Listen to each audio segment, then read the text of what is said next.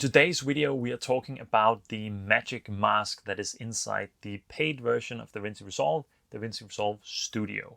And this is a super powerful AI feature that can help mask out your subjects for either grading and making changes to individual subjects or objects, or a feature that you can use to put something like text behind a subject or whatever you want to feel creative doing with it. So let's jump straight into DaVinci Resolve and get started with how you can use it. So right now I'm in the edit page and I just have two clips today that we're going to work with, and both are clips with people, so we can use how the subject mask or the magic mask works.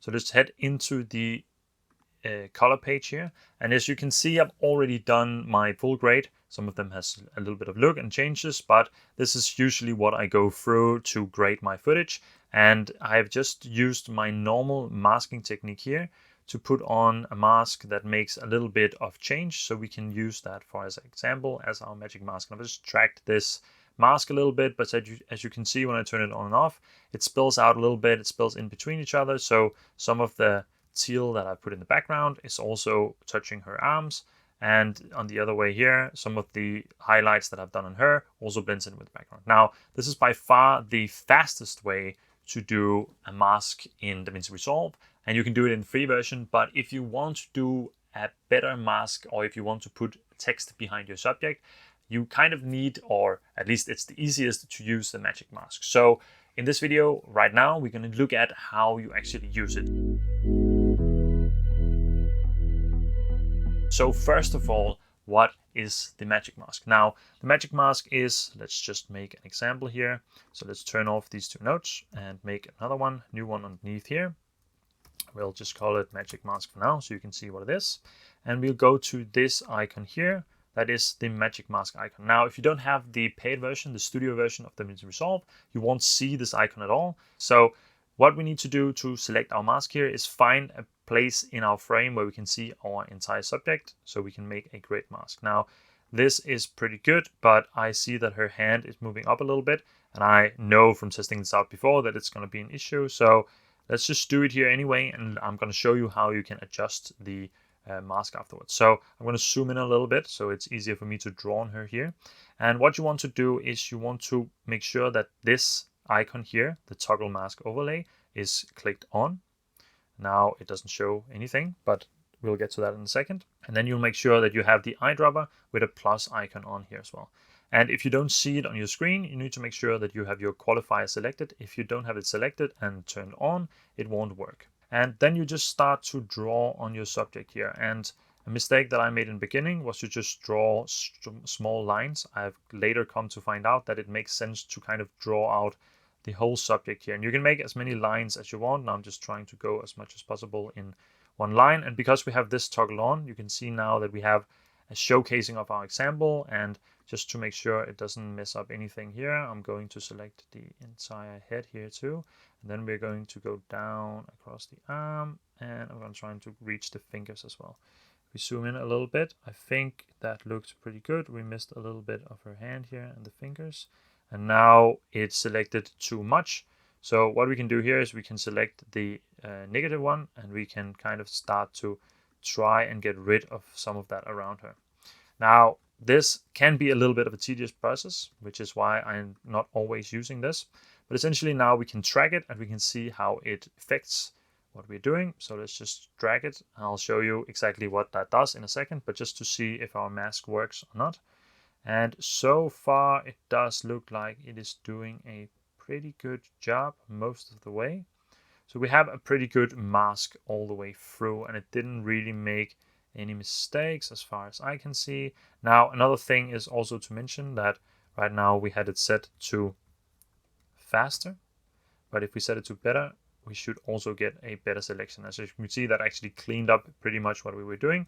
So it will take a little bit longer for it to process, but it is a better way, of course that's why it's called better, to select it, and it'll do a more narrow and refined selection rather than just selecting as fast as possible. So that's a way to clean it up as well. And now if we toggle the mask off, we'll be able to see everything. And essentially what we can do is now we can start making our selections and adjustments. Now I just put it straight inside of my tree here, and that's not actually the way that I recommend using it. So now this was just kind of to show you how to use it. Let's delete this one again, because now we're getting a little bit more technical. Now, in my node tree here, I have two color space transforms. So I have my first one up here that takes it from Canon Cinema Gamut and Canon Log Free into DaVinci Wide Gamut and DaVinci Intermediate. And then in the end here, I have another one that then turns it from DaVinci Wide Gamut and Intermediate into Rec 709 and Gamut 2.4. This is how I like to grade. You could just have one in the end, but I like to grade everything inside of my normal color space, or in this case, DaVinci Wide Gamut, to have the most flexibility in my grading. I have other videos on that, so we won't dive into it, but it's just to explain you why I have two color space transforms in here. Now, why this is important is because the technique that I'm going to use now is, actually, if we go back a second here, now we have our magic mask again. Say that I wanted to drag it backwards a little bit. So we're just going to drag a tiny bit here. Now you can see it turned blue. This is where we have our selection now. If I click Shift H, you can see this is our selection. It's done it perfectly. But as soon as I start doing something behind it, or if I start grading around it, say I go to my contrast balance here, and I turn that off and on again.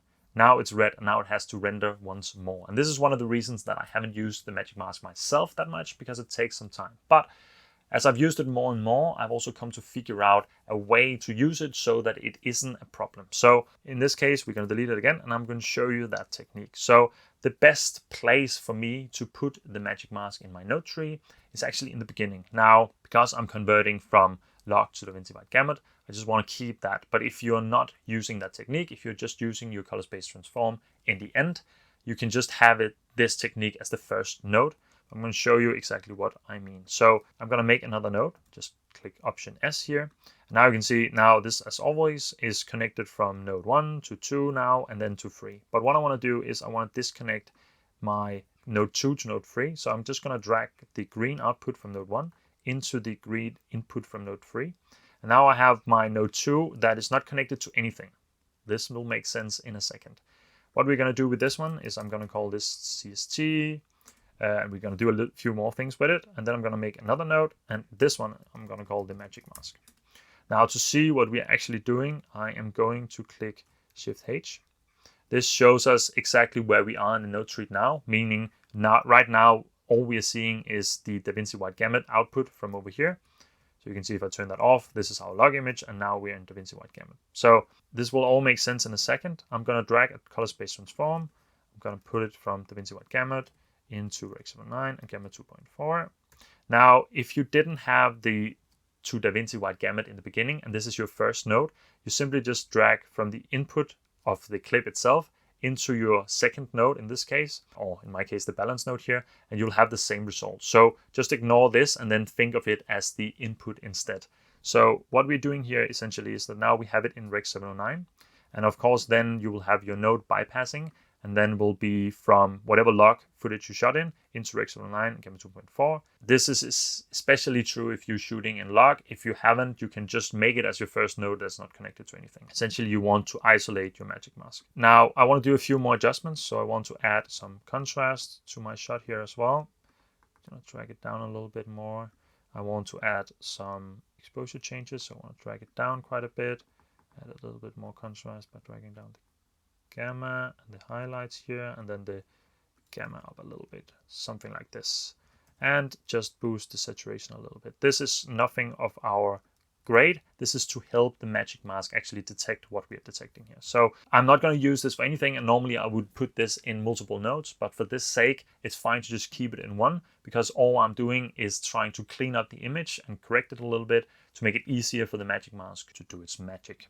So now I have this part of the node tree going nowhere, and the first node is going to the balance node. In all other instances, it could go from the first one to the balance node, and then from the first one or the input node here, input point, into the magic mask if you're shooting Rec 709, or into the CST. We'll leave that for now. I hope it makes sense.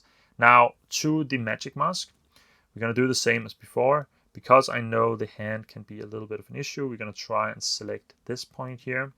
Make sure that I select my plus icon, and that I select my overlay here. And now I am going to draw on her again here, so we can get our mask. get her hand here in this case, something like this. And then I'm going to draw on her head and the back of her and drag it down to her arm.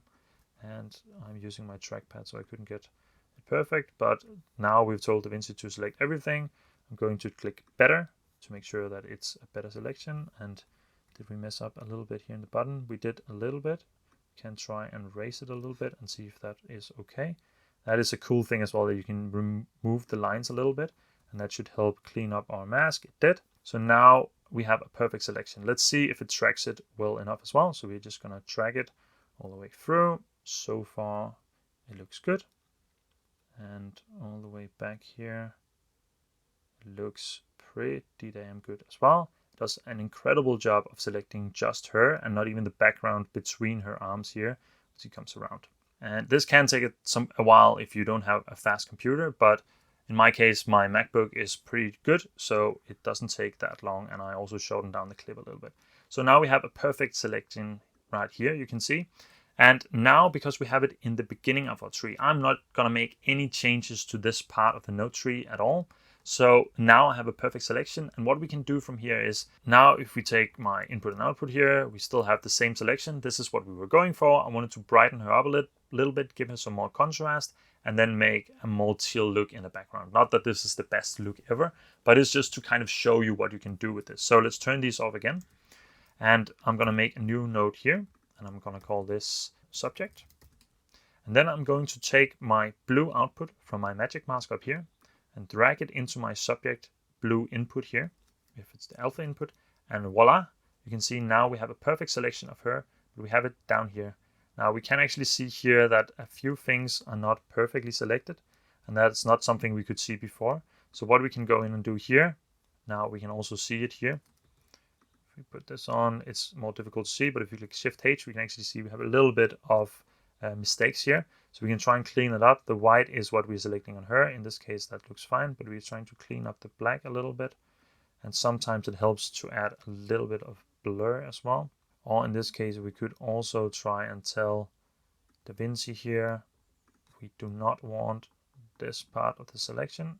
Like this should be pretty good. And then we can just track it both ways again to make sure that it understood what we wanted to do. Giving it a second, and that should be pretty good. So now with that selection, we can also just adjust the selection like this, and now we should have an even better mask here. And it looks pretty good. Still a few things, but you get the point. You can clean it up. You can use these tools down here to try and clean it up or get a better mask as well. So now that we have our subject mask, what we can do is we can go into our contrast here and just add a little bit of contrast to her. What I like to do is give it a little bit more luminance in the gamma and remove one in the left. That way I pretty much just get the contrast and don't lose any luminance. And now I can right click on my subject mask and say outside node, and that will in this case be our background. So now we have our background selected. Again, you can see we don't have her selected, but we have everything else selected. In this case, I could drag it down a little bit from the gamma and maybe add a little bit of teal color like so. And now we have a perfect selection of her, giving her some more contrast coming in. And we have our background given some teal as well. Now, if we were to go back here, if we compare that look to what we had before, this is a much better selection with the magic mask, of course, because we have her isolated completely and then we have the background. Now, in some cases, this can look a little bit more artificial, whereas the other way that we're doing it with just a normal circular mask and an outside node can make it look a little bit more natural. That's up to you to decide what you like more. In some instances, I like to use just a normal mask, and if I'm in a hurry, but in other instances, it really makes sense to do the subject mask here as well. So now that we have this selected, we can continue to do our grading and whatever else we want to do. And no matter what we're doing, we're not going to affect our magic mask because it's placed up here in the node tree. So this is pretty much how you can use the masking for grading. You can now add whatever you want to the subject, and you can even make multiple selections where you just draw on from the alpha key here, and you can add it to multiple places. And then again, we have a perfectly selected mask You can also invert it or just use it as the outside node. So you can really get creative here and do whatever you want. Now, another use case for the magic mask here is that you can put text behind a subject. So let's go to our second clip here and just quickly go through the same process so you can see it once more. And I'll just do it quickly and talking through it, but instead of explaining everything step by step as much as I did before. So I'm going to do the same. I'm going to create another node here, and I'm going to make sure that my node 1 and 3 are connected. So this one is a standalone. I'm going to call it CST, and I'm going to call this one magic mask. And in this case, take my color space transform and add a DaVinci white gamma to DaVinci intermediate, and then a rec 709 to gamma 2.4. I am going to select so I can see what's going on here with Shift H. I'm going to add a little bit more contrast, not too much in the highlights here, making it a little bit darker, turning down the exposure a little bit more lift, tiny bit of gamma, and then down with the highlights a little bit as well, something like this, boosting the saturation a little bit. And now we have a pretty good look. And this way, I'm then going to go into my magic mask here. I'm going to go back, but make sure that we have everything selected as we're supposed to. And then we can just draw on me like this. A very beautiful drawing. Just making sure to select as much as possible. And I'm going to do another one on my head to make sure that, that it understands what we are trying to do here. Nice and round. And then I want my face, especially there where it's going to be difficult for it to track when the light is shifting. And then my arms, I didn't get that completely right yet. So we're just gonna do it like so. Make sure we have all the shadows that are going to be inside of my arms as well. And all the light that is going to change, something like this. And then better. And that should clean up the rest. Now, to make sure it selects everything, one thing that we can do to aid it is that we can kind of draw like so, go up a little bit, and then just drag it all the way around. This helps to tell the mask, do not select anything in here, and do not select anything here or here either. Now, it's not always necessary, but sometimes it's a good precaution to do. Now we have a really beautiful drawing. If we track this forward, hopefully we can see that it's just going to make a perfect selection of me that we can then use moving forward. And here we go, it's done tracking. We have a perfect selection, it looks good. If we go through it here, it actually looks really good. It selected everything perfectly as it's supposed to.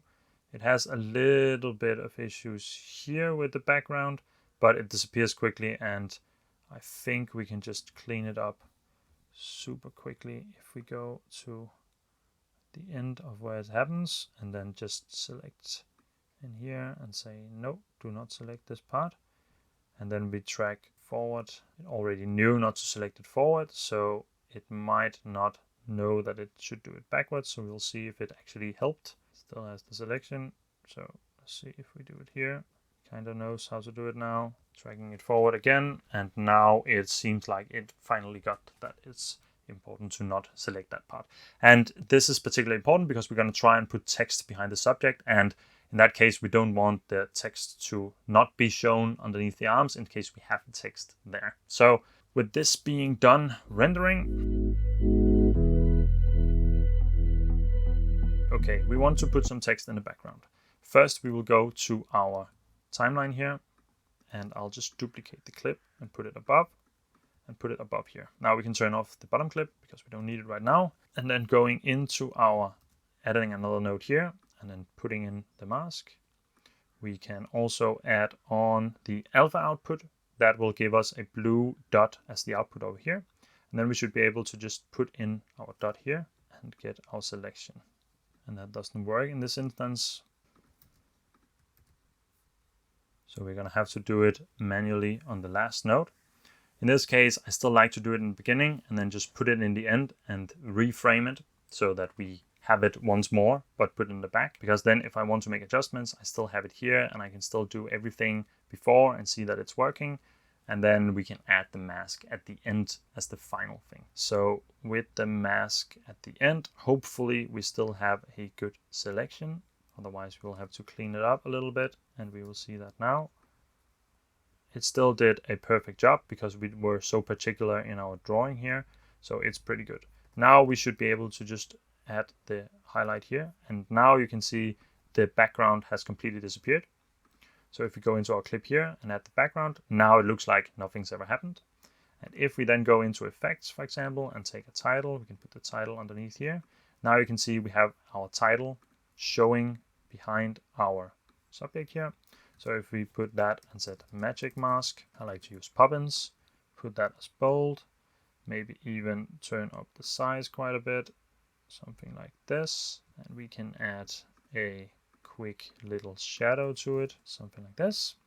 And now we will see that we have the magic mask text showing perfectly behind our subject. And we could also track it, but that's not something we're going to do in this video.